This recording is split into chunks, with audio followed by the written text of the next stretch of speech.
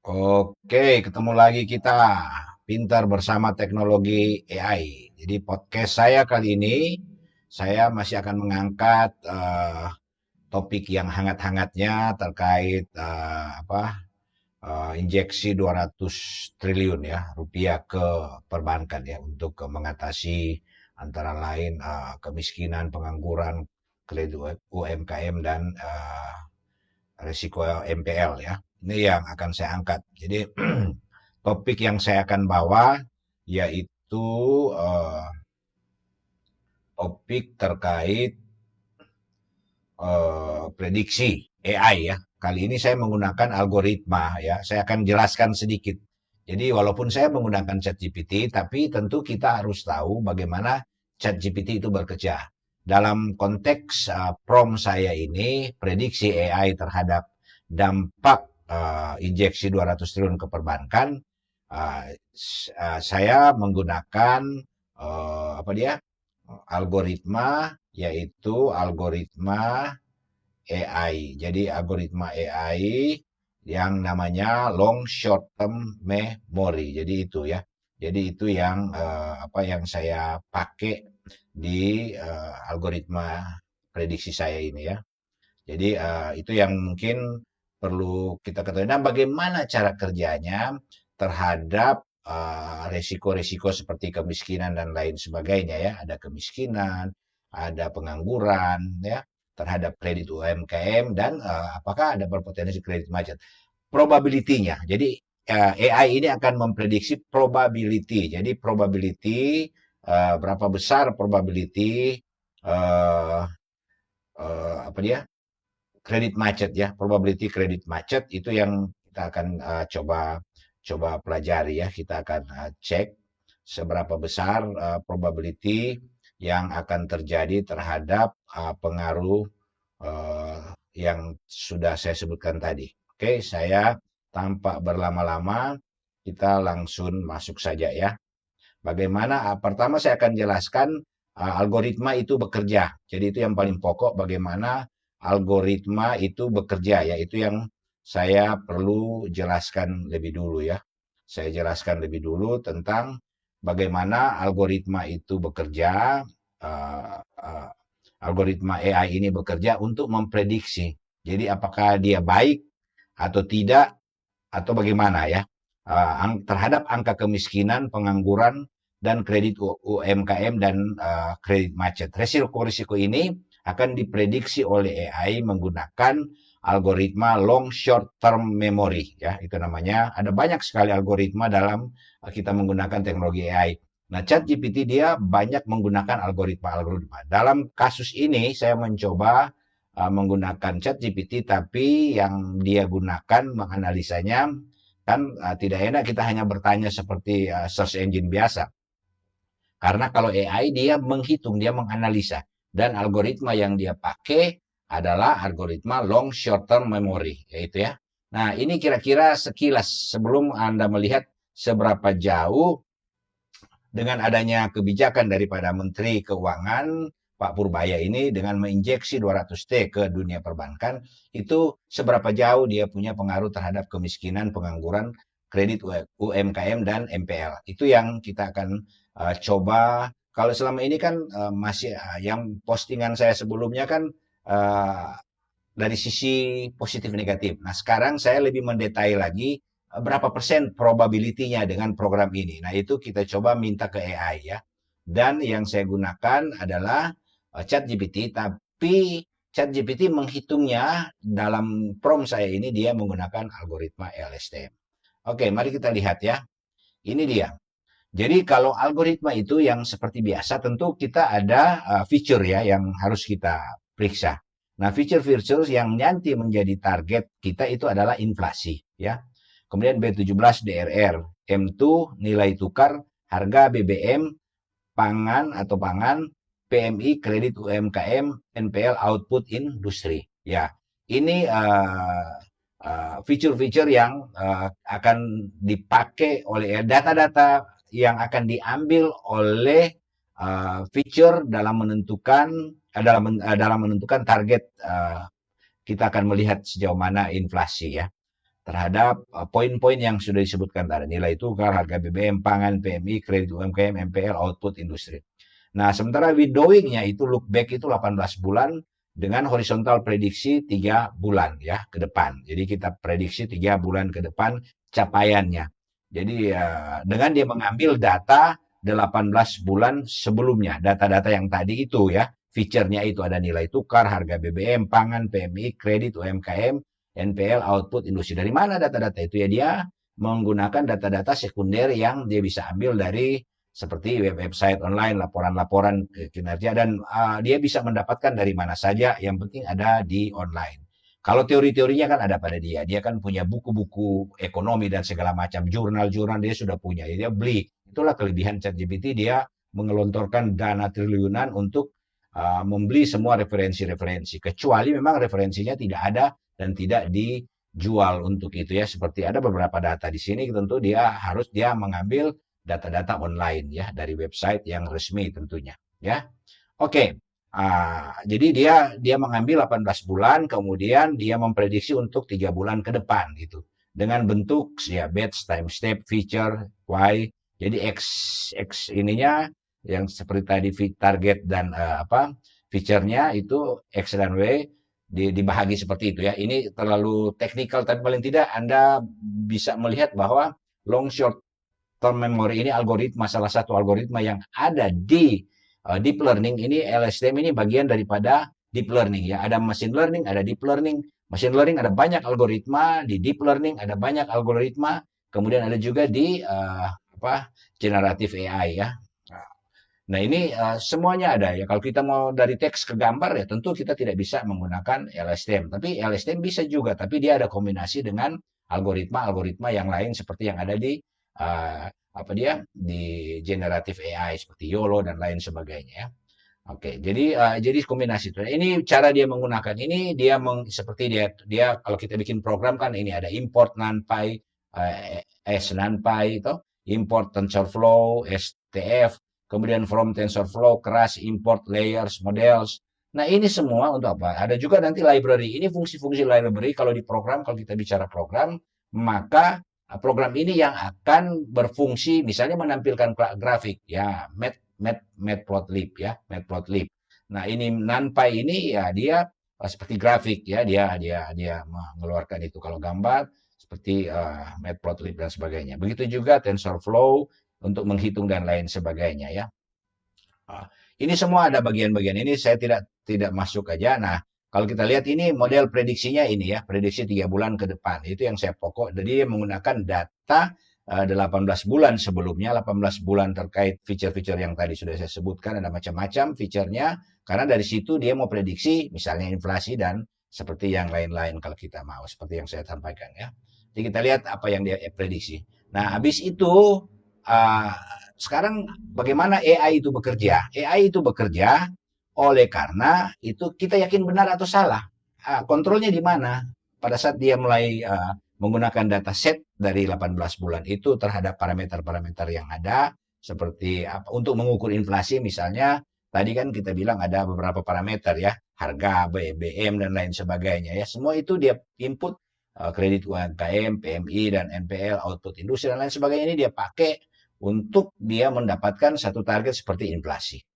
Oke, nah ini ukuran untuk mengetahui apakah benar AI prediksi ini mendekati benar nilai-nilai prediksinya, yaitu ada nilai RMSE, MAE, ya, MAPE, dan untuk horizontal 3 bulan. Ini kita lihat kalau nilai misalnya misalnya nilai-nilai RMSE ya, kalau dia terlalu kecil, itu tidak bagus. Bagus dia mendekati 100%. Berarti itu prediksinya bagus. Sama juga MAE, MAP ya. Itu ada angka-angka. Sebentar kalau AI cara kontrolnya seperti itu. Apakah perhitungannya, prediksinya dia sudah mendekati benar, ya di situ dikontrol dengan dia punya error ya, RMSE. Kalau dia usahakan jangan terlalu jangan besar errornya ya. Itu yang perlu kita rolling back test, dan ini diambil dari 3 tahun 2018, ini back test ya, retrain setiap 12 bulan.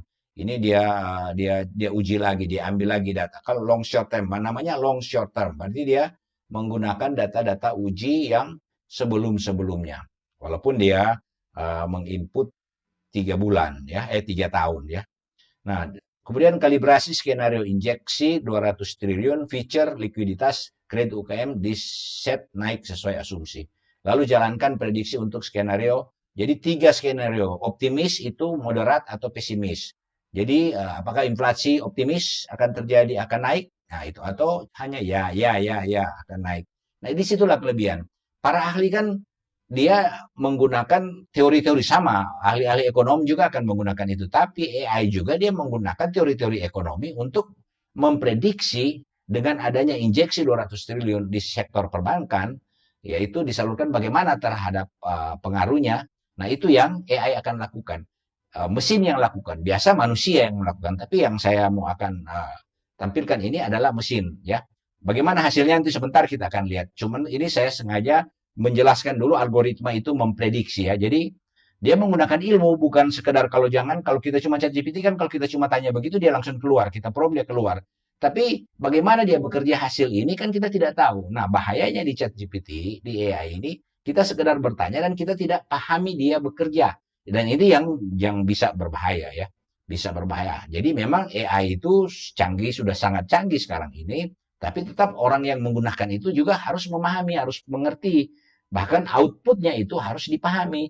Sudah salah, misalnya dia RMS-nya cuma 50%. Artinya data yang kita ada running itu salah. Kan dia ada kombinasi, berarti kita harus rubah fiturnya dan lain sebagainya.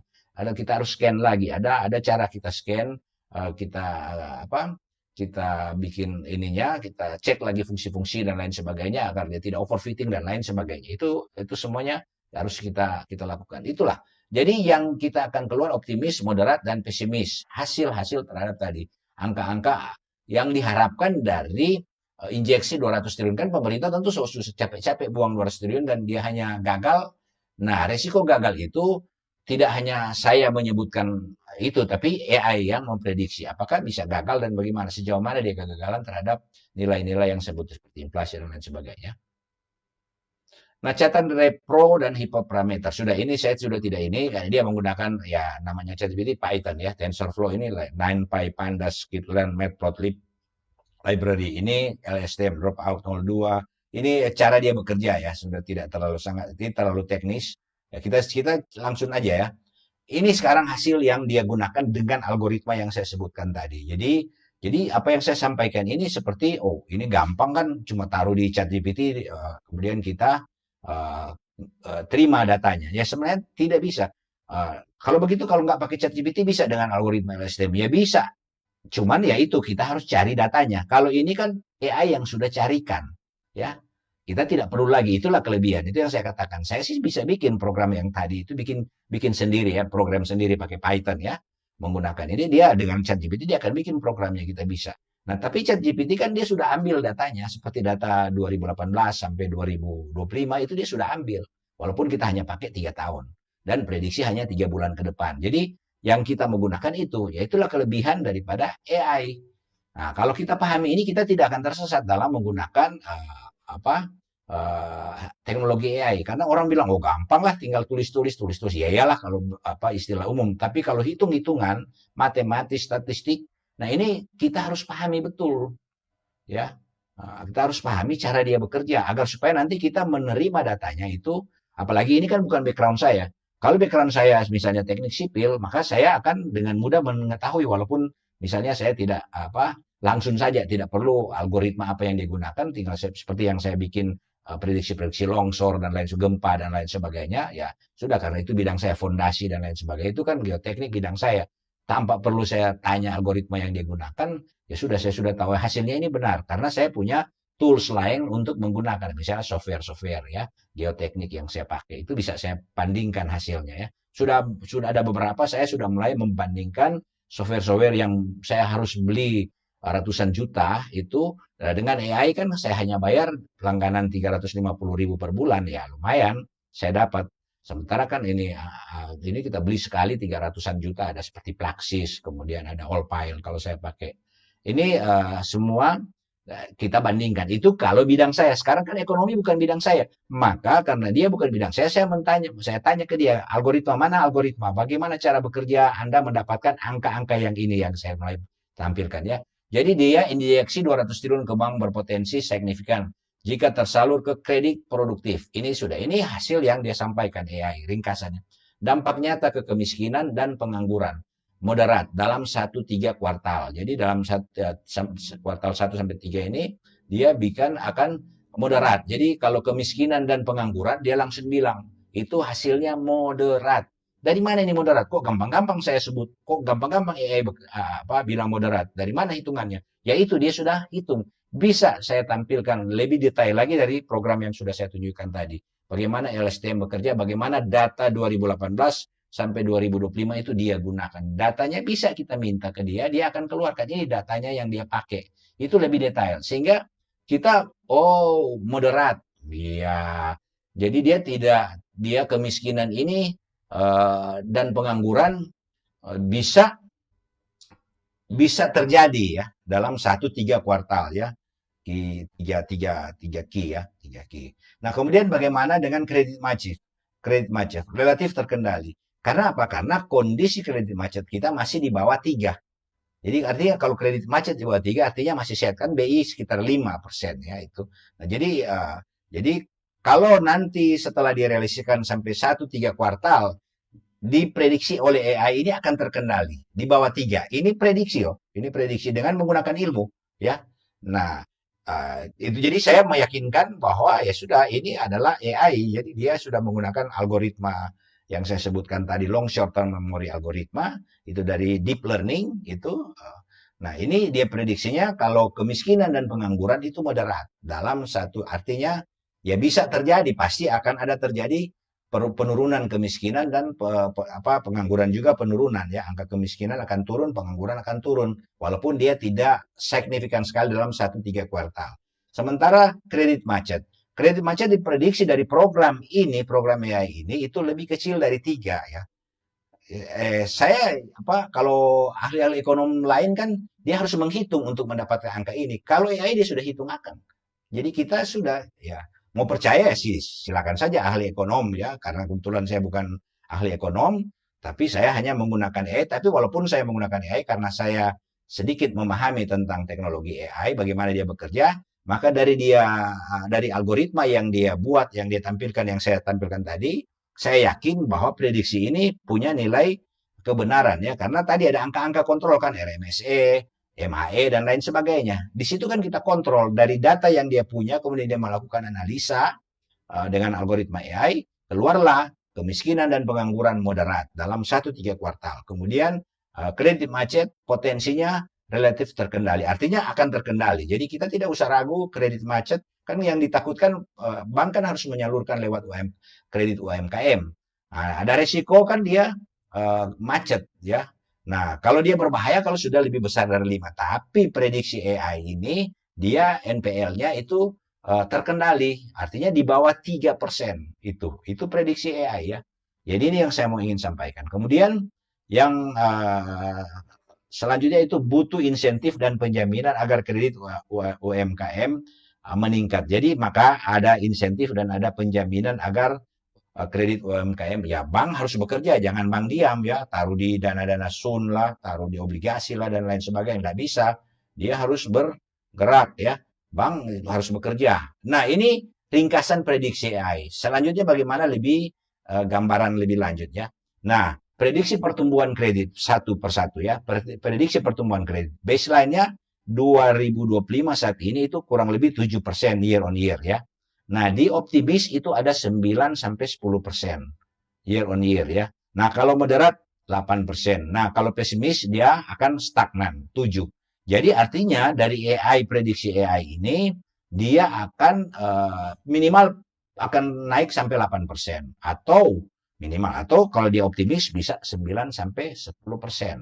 Kalau turun sepertinya tidak dalam prediksi AI ya untuk pertumbuhan kredit satu ya karena ada uang kan likuiditasnya jadi tinggi kan maka bank oke, silakan. Nah ini akan menumbuhkan perekonomian masyarakat ya di satu sisi dengan likuiditas bank akan menyalurkan kredit dan prediksi AI ini ada di 8% sampai kalau moderatnya 8% kemudian optimisnya 9-10% minimal kalau dia stagnan ya 7% dia tidak akan turun ya karena kita kasih uang kan.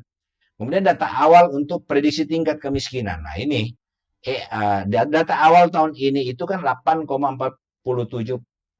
ya di tahun 2005 tingkat kemiskinan. Nah dia optimis itu 8%, ya dia akan turun ya, 850.000 orang keluar dari kemiskinan. Kalau 8% ada 850.000 orang keluar dari akibat program ini ya. Jadi silakan nanti sebentar kan ini akan dilaporkan oleh menteri. Menteri Purbaya harus mempertanggungjawabkan apa dia uh, kebijakan dia untuk injeksi 200 triliun yang mengambil dari Bank BI ya. Nah, sebelum dia saya tidak tahu apakah dia sudah prediksi ini atau tidak. Sebenarnya waktu di DPR dia harus menjelaskan ini. Karena dia kan orang ekonom, artinya dia tahu ini angka-angka ini dia akan jadi seperti ini. Nah, kalau saya menggunakan AI ini, kalau saya anggota DPR, saya akan tanya, ini kalau prediksi saya seperti ini, prediksi saya menggunakan AI ya, karena saya bukan ahli ekonom ya. Jadi saya bilang kalau saya prediksinya begini ya, gitu. Nah, bagaimana prediksi Anda? Mana perhitungan Anda? Jangan kan DPR kebingungan kan dia bilang 200 triliun akan terjadi pertumbuhan, akan kurangan kemiskinan dan lain sebagainya. Tapi mana hitung-hitungannya, mana datanya, ya, gitu. Bagaimana Anda menghitung kok Anda optimis atau di moderat? Ya, kalau pesimis ya stagnan. Kalau pesimis kan stagnan, artinya tetap. Nah, itu. Nah, sekarang ya kalau AI pikir dia akan turun dari 8,47 ke 88,2% angka kemiskinan. Kalau tadi kan pertumbuhan kredit kan dia akan naik toh. Kalau ini angka kemiskinan pasti turun. Jadi kalau dia optimis 8% lah. Ya, dia itu tiga bulan ke depan gitu. Prediksinya ini kan prediksi 3 bulan ke depan ya. Q1, Q2, Q3 ya. Ini jadi 3 bulan ke depan ini angka-angka menurut AI. Sekarang kan dia baru baru sekarang. Wah, jadi hitung pada saat dia mulai meluncurkan.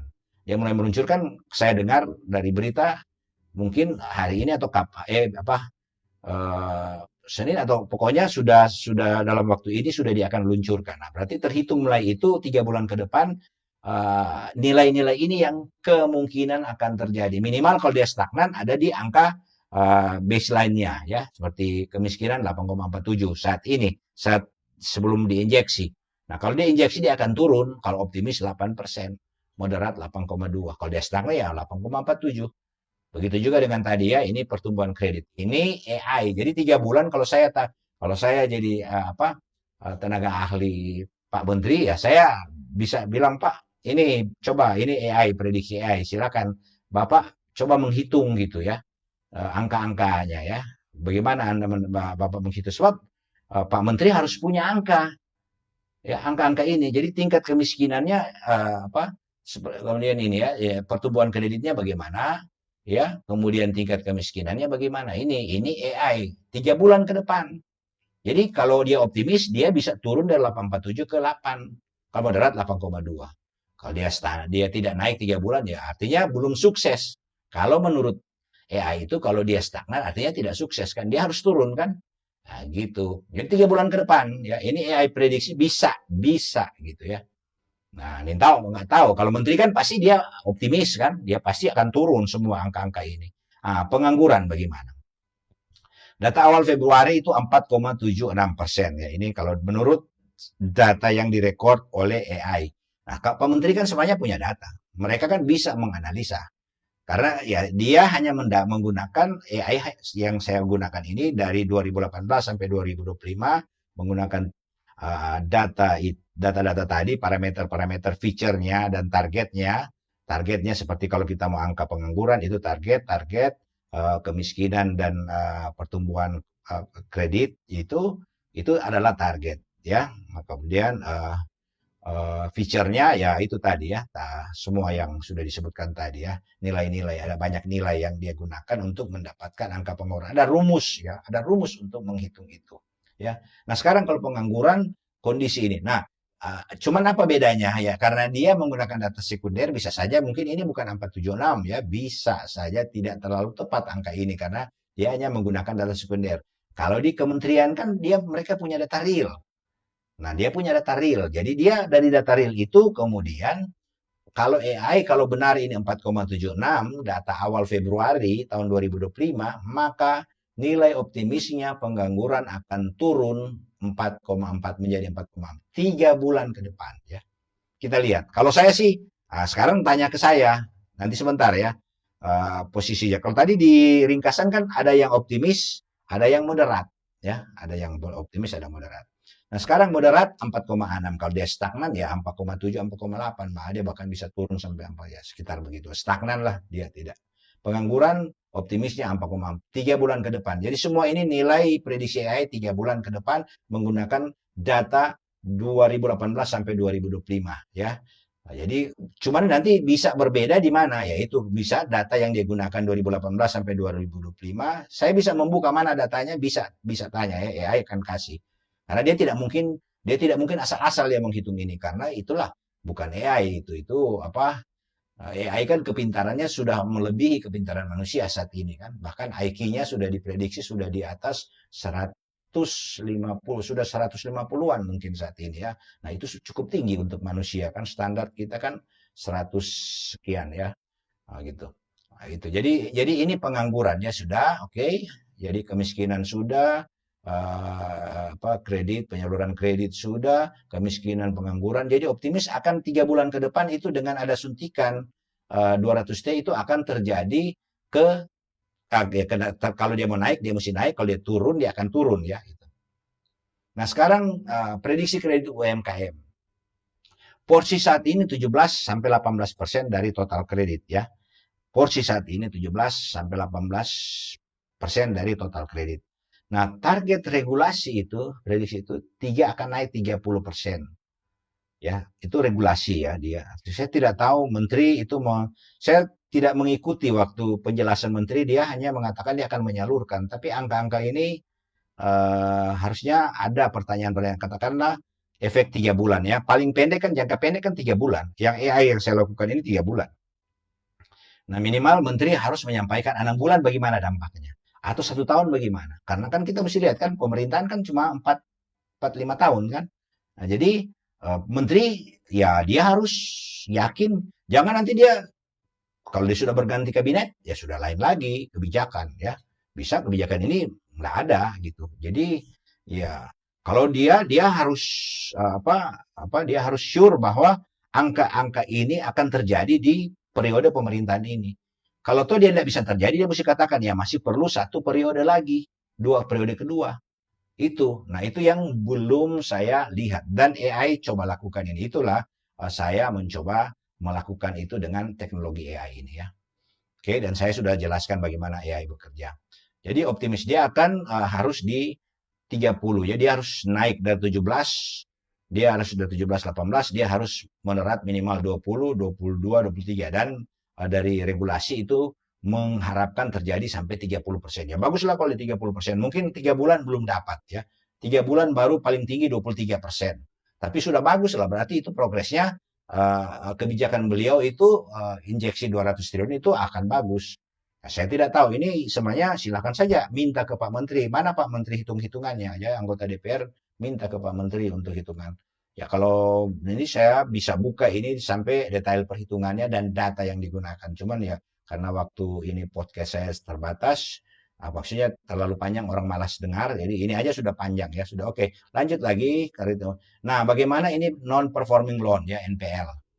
Apakah dia akan macet itu berapa persen tingkat kemacetannya ini ya, kemacetan kredit ya, bukan kemacetan lalu lintas.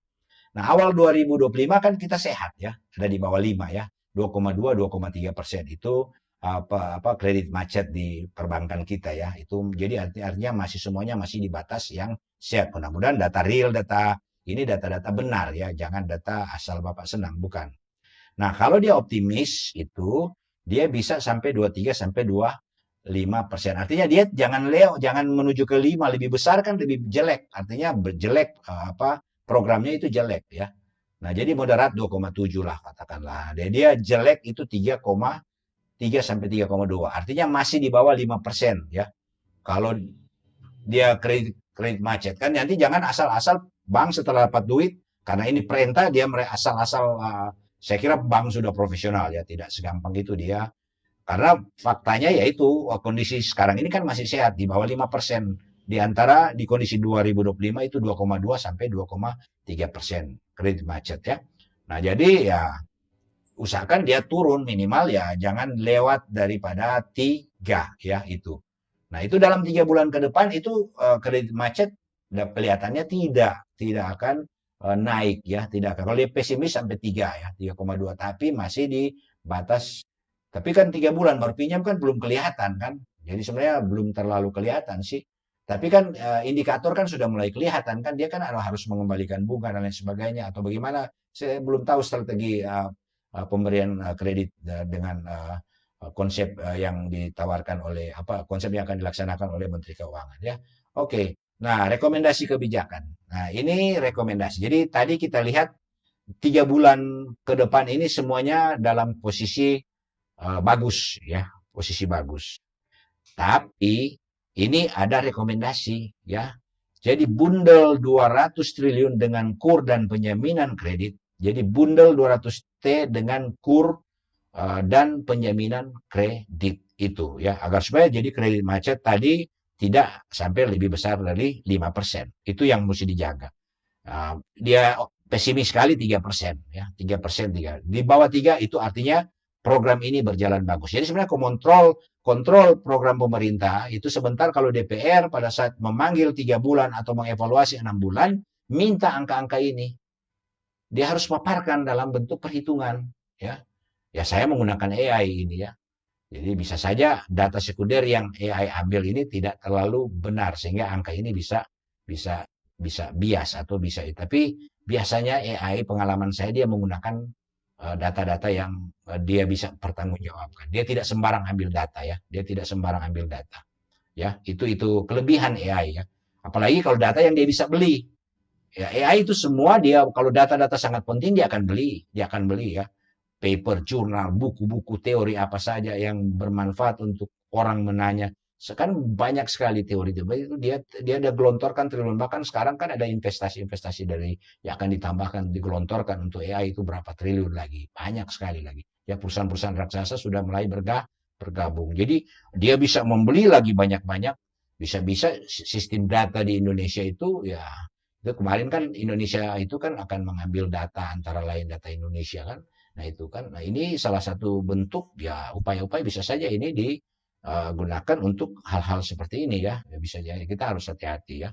Kalau memang dipakai di AI dia harus bayar dong. Kalau itu data penting ya, kalau data penting. Kalau memang kita perlu data ini di-share agar supaya orang tahu menggunakan AI itu dia mendapat data yang bagus, ya sudah itu lebih bagus. Tapi AI selalu dia tidak sembarang mengambil data karena ada yang data sudah di big komputernya, ada yang dia harus ambil online karena harga tiket besok kan dia tidak mungkin dia mau dapat itu kan bisa bisa berubah bisa beda besok ya jadi seperti itu jadi ya itu namanya cut loss data-data cut loss ya yang tidak bisa Tora dia ambil ya kecuali diambil dari online ya web-web online baru target sektor penyerap tenaga kerja agro konstruksi dan manufaktur kecil jadi jadi ini yang nanti untuk menyerap tenaga kerja ini di sektor agro dan konstruksi manufaktur kecil. Jadi di sini akan terjadi angka pengangguran ini akan masuk di akibat penyaluran KUR dan penjaminan kredit, maka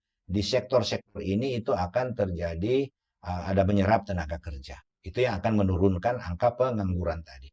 Insentif bagi bank yang meningkatkan porsi UMKM. Ya, artinya ada insentif bagi bank. Itu bagus itu Pak Menteri. Saya yakin dia sudah memikirkan semua ini ya dia memikirkan jadi dia ada insentif supaya bank juga lebih semangat kan dia lebih dapat profit kan dengan program-program dia kan ya gitu ya kemudian sinkronkan dengan belanja APBN padat karya jadi sinkronkan dengan belanja APBN padat karya nah itu yang harus sinkron ya itu program ini agar supaya ya target-target tadi mulai dari apa dia mulai dari penyaluran kredit angka apa dia penurunan kemiskinan, kemudian pengangguran ya dan apalagi tadi ya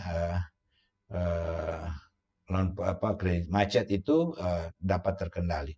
Kemudian koordinasi BI Kementerian Keuangan jaga inflasi dan stabilitas rupiah. Ini yang harus karena ada risiko ini, ada bisa terjadi inflasi dan ada uang tidak ada barang ya, jadi inflasi kan.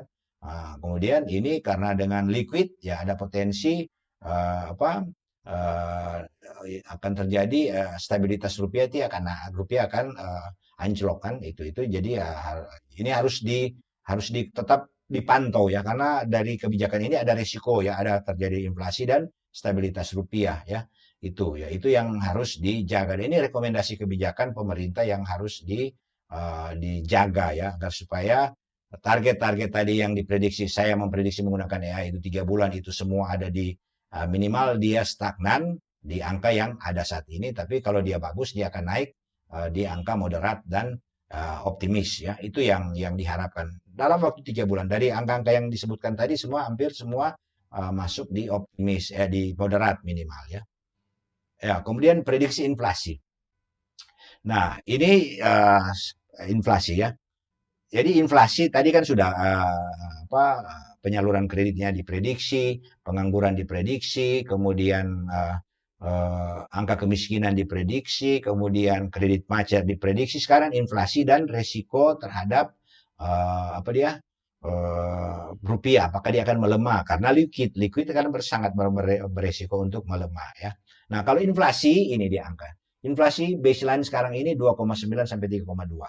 Kalau dia optimis, maka inflasi cuma 3 sampai 3, stabil. Daya beli terjaga. Kalau di angka ini artinya dia akan optimis. Yang moderat 3,5. Sedikit tekanan dari likuiditas dan permintaan.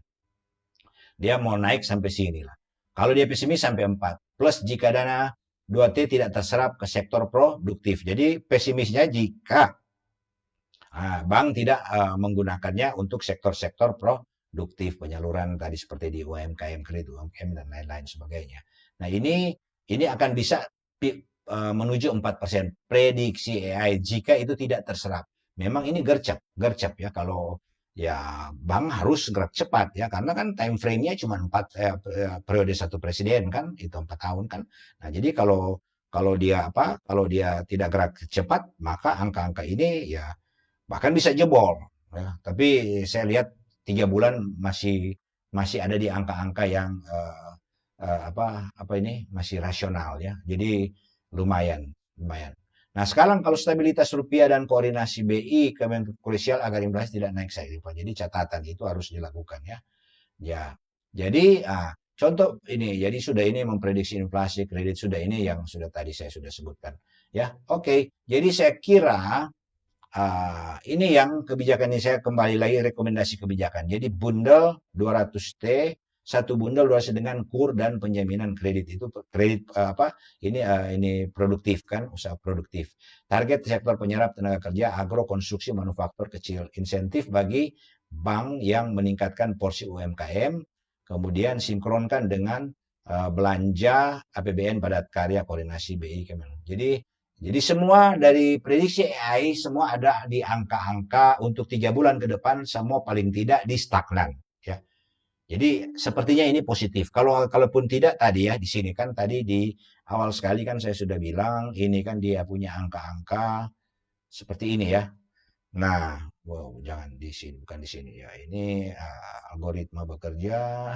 Nah, jadi di dampak nyata kemiskinan pengangguran itu moderat. Jadi kemiskinan pengangguran di 1-3 bulan ini akan moderat. Ya berarti lumayan lah. Dia ada terjadi penurunan ya.